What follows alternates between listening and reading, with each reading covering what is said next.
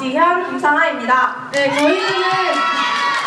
저희들은 여러 가지 문화들 중 학생들의 관심이 높은 교육 문화에 대해서 준비했습니다. 핀란드와 한국의 교육 문화를 비교해 보았는데요. 우리나라의 교육 정책부터 우리들이 꿈꾸는 교육까지 한 단계씩 살펴보며 우리나라의 교육 문화에 어떤 문제점이 있는지와 학생들이 바라는 이상적인 교육 문화에 대해 중점적으로 살펴보겠습니다. 여러분은 지금 행복하십니까? 네, 지금 여러분들의 생각처럼 한국 청소년의 행복지수는 OECD 국가 중 최하위이고 그에 상응하여 자살률은 최상위입니다. 도대체 왜 이런 결과가 나온 걸까요? 이유는 성적 및 진학 문제로 받는 스트레스 때문이었습니다. 왜 학생들이 어떤 이유로 스트레스를 받는지 알기 위해서는 우선 한국 교육 문화에 대해 알아야 했습니다.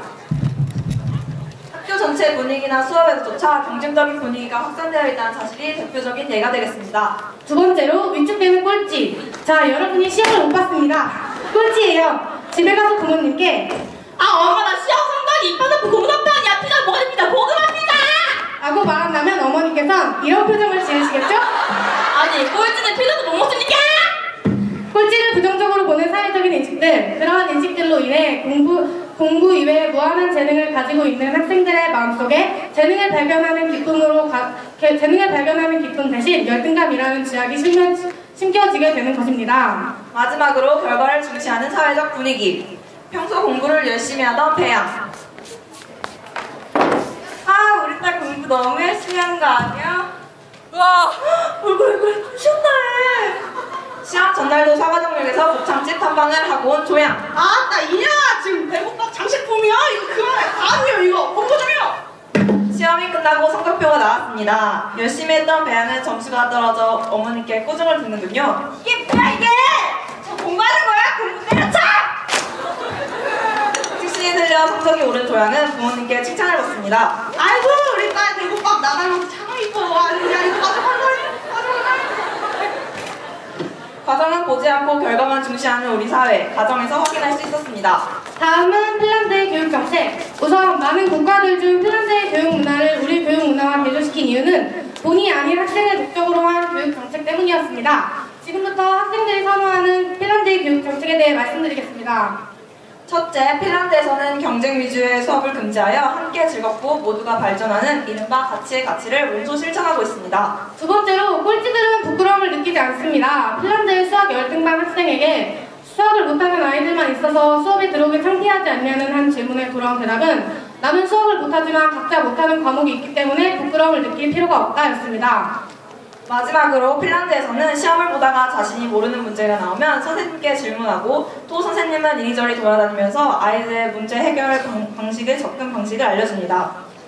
교육은 스포츠와 같은 경쟁이 아닌 상호 협력 방식이기 때문에 이러한 시험 제도가 가능하다고 합니다.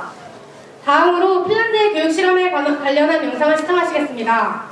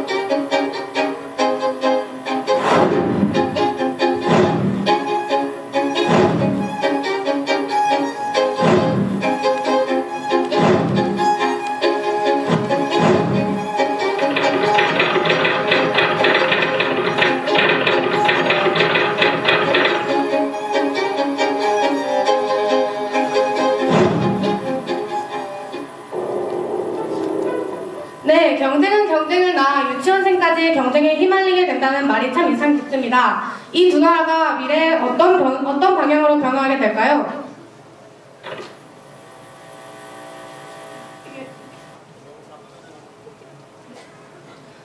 우선 우리나라식 교육을 거친 아이들은 첫 번째로 강제적인 주요 과목 위주의 교육으로 창의성 및 자기주도 학습력이 떨어질 것이며, 두 번째로 성적으로 인해 자신감이 부족했던 학생들은 사회에 나가서도 여전히 자신감 및 사회성이 부족하게 될 것입니다. 세 번째, 주입식 교육으로 시간 대비 효율성이 떨어지며 스트레스가 더 증가할 것으로 보입니다.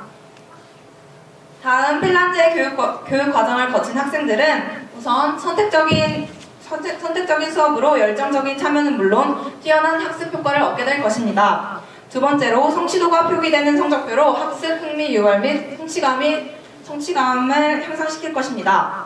마지막으로 공교육 활성화로 사교육에 대한 부담이 없어 학교 아이 학부모 간 상호 신뢰도가 증진될 것입니다. 그렇다면 우리들이 꿈꾸는 교육은 무엇일까요? 우리들이 바라는 교육이 무엇인지 알기 위해서는 먼저 문제점을 알아야 합니다. 첫째, 성공여고 학생 50명을 대상으로 설문조사를 한 결과 현 학교 교육에 만족하지 않는다가 90% 이상, 사교육을 받는 학생 수가 80% 이상으로 공교육을 불신하는 분위기를 확인할 수 있었습니다.